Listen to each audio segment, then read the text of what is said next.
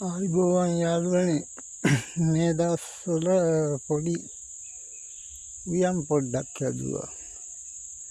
මෙතන හිටේ මානෙල්.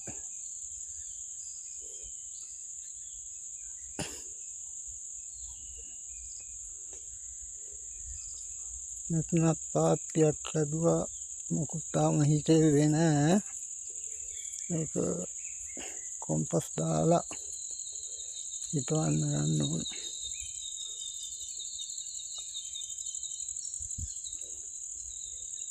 මෙතන හිටෙව්වා මල් ජාතියක් නම නම් දන්නේ නෑ.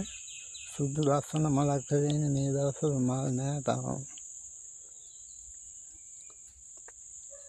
මෙතනත් හිටෙව්වා මල් වර්ගයක්. ඒකත් ඉස්සරහට හැදිලා එවි.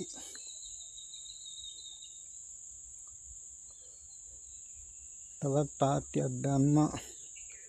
ඒකෙන් අදහස් තියෙන්නේ මුගුණ වෙන්න දාන්න.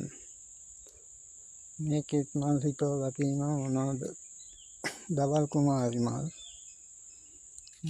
මේක හිටෙව්වේ ගොටුකොල්ල.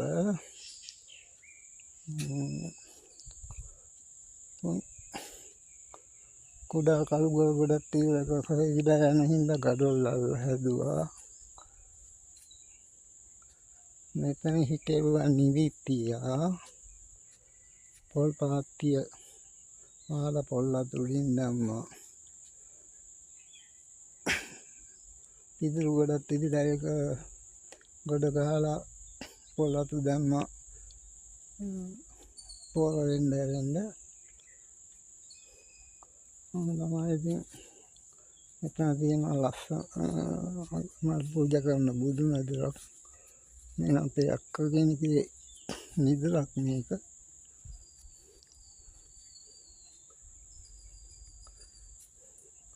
බුදු සාදුත් ඉන්නවා. සාදු සාදු. අස්සන්ට මල් පිපිලා තියෙනවා.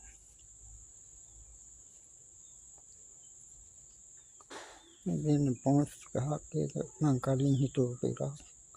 තව ලස්සනට මල් චූටි මල් පැලක් තියෙනවා.